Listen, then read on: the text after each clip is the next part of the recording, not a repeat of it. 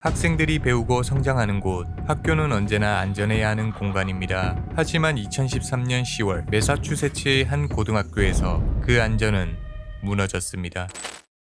매사추세츠주 댄버스, 보스턴에서 북쪽으로 약 40km 떨어진 조용한 도시입니다. 이곳에 1300명의 학생들이 다니는 댄버스 고등학교가 있었습니다. 그곳에 한 수학 교사가 있었습니다. 이름은 콜린 리처. 당시 24살이었던 그는 유치원 때부터 교사를 꿈꿔왔고 2011년 어섬프션 대학을 최우등으로 졸업했습니다. 2012년 드디어 댄버스 고등학교에서 9학년 수학 교사로 첫 출근을 하였습니다. 2년차 교사였지만 학생들 사이에서 인기가 많았습니다. 항상 밝게 웃으며 방과 후에도 기꺼이 남아서 학생들을 도와주던 열정적인 선생님이었죠. 2013년 10월 22일 화요일 평범한 가을날이었습니다. 방과 후 콜린의 수업이 끝났지만 보충 수업 시간이 남아 있었습니다. 몇몇 학생들의 추가 도움을 받기 위해 교실에 남았습니다. 그 중에는 필립 치즘이라는 14살 학생이 있었습니다. 9학년 주니어 축구팀 선수. 조용하고 차분한 성격이었고 친구들은 그를 평범한 학생으로 기억하였죠. 하지만 그의 삶에는 변화가 있었습니다. 치즌 가족은 2달 전 부모의 이혼 때문에 테네시주에서 매사추세츠로 이사를 왔습니다. 어머니는 세 자녀를 데리고 새로운 삶을 시작하기 위해 댄버스로 왔고 치즘은 새로운 환경에 적응해야 했습니다. 보충 수업 시간, 콜린 선생님은 치즘과 대화를 나눴습니다. 콜린은 치즘의 옛 동네 테네시 이야기를 하였습니다.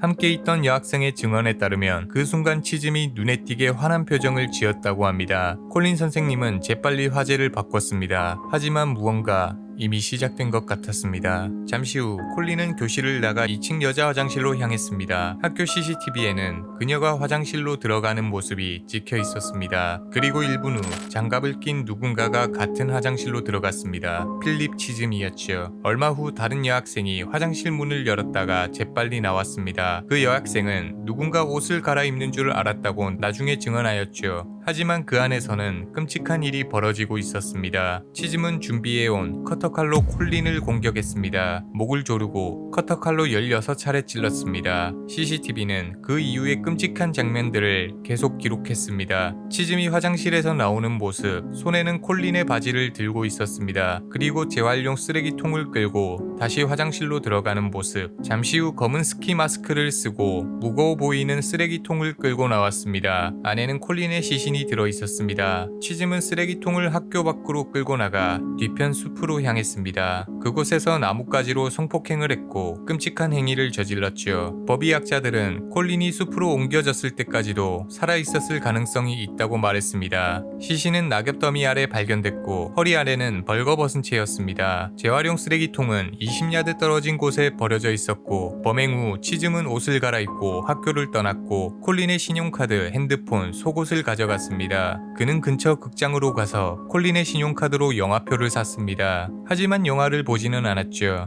표를 사고 곧바로 극장으로 나와 어디로 가는지도 모른 채 걷기 시작했습니다. 저녁이 되자 치즘의 어머니가 경찰에 전화했습니다. 아들이 집에 돌아오지 않는다는 신고였습니다. 방과 후 축구 연습에도 나타나지 않았고 연락도 되지 않았죠. 같은 시각 콜린 리처의 동료 교사가 학교 교장에게 전화를 걸었습니다. 콜린 리처 선생님도 연락이 안 된다는 것이었습니다. 밤 11시가 넘어 콜린의 부모가 경찰에 딸의 실종 신고를 했습니다. 아버지는 학교까지 직접 찾아갔지만 딸의 차만 주차장에 있었고 딸은 어디에도 없었습니다. 경찰은 즉시 수색에 나섰습니다. 자정이 지나고 얼마 후 인근 도시 탑스필드의 경찰관이 일본 국도를 걷고 있는 한 소년을 발견했습니다. 필립 치즘이었죠. 경찰관이 그를 수색하였고 배낭 안에서 피 묻은 커터칼이 나왔습니다. 경찰관은 치즘에게 이 피는 어디서 난 거냐고 물었습니다. 그 질문에 치즘은 선생님한테서요. 경찰이 그의 소지품을 확인했습니다. 콜린의 신용카드들, 운전면허증, 그리고 여성용 속옷. 그는 그 자리에서 즉시 체포됐습니다.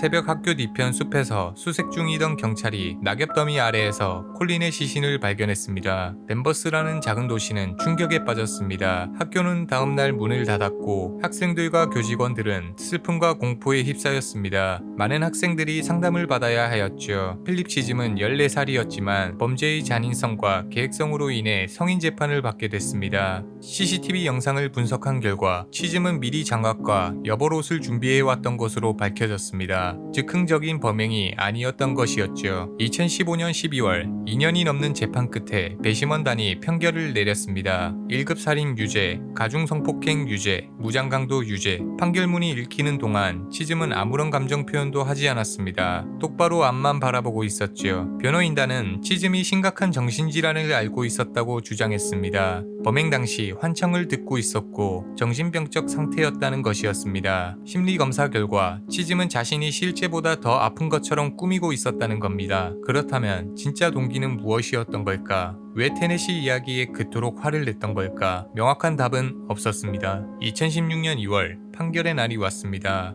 판사 데이비드 로이가 판결문을 읽었습니다. 1급 살인죄로 가석방 가능성이 있는 종신형, 25년 후 가석방 심사 가능, 성폭행과 강도죄로 각각 40년형, 동시복역으로 최소 40년 후인 54세가 되어야 가석방 심사를 받을 수 있습니다. 미국 대법원 판례에 따라 소년범에게는 가석방 가능성 없는 종신형을 선고할 수 없었습니다. 14살 소년의 뇌는 아직 완전히 발달하지 않았고 재활의 가능성을 남겨둬야 한다는 것이었습니다. 하지만 리처 가족은 받아들일 수 없었습니다.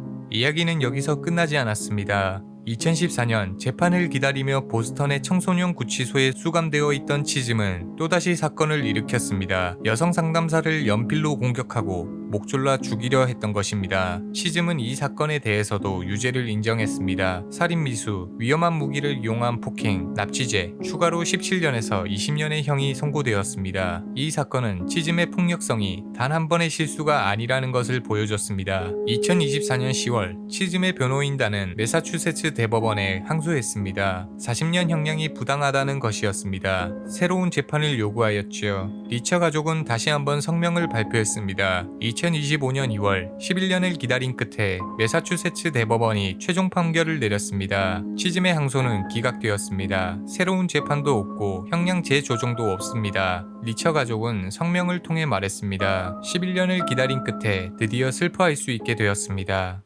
콜린 리처는 평생의 꿈을 이루고 불과 2년 만에 세상을 떠났습니다. 그녀의 가족과 친구들은 콜린 리처 장학금을 만들었습니다. 교육자를 꿈꾸는 학생들을 위한 장학금입니다. 매년 어섬프션 대학에서는 콜린을 기리는 행사가 열립니다. 그녀가 졸업했던 그 학교에서 그녀처럼 교사를 꿈꾸는 학생들에게 장학금이 수여되었습니다. 2013년 10월 22일 한 젊은 교사의 꿈이 끝난 날이자 한 가족에게 영원히 끝나지 않을 비극이 시작된 날입니다. 하지만 질문은 남아 있습니다. 어떻게 14살 소년이 이런 끔찍한 범죄를 저지를 수 있었을까? 우리는 무엇을 놓쳤을까?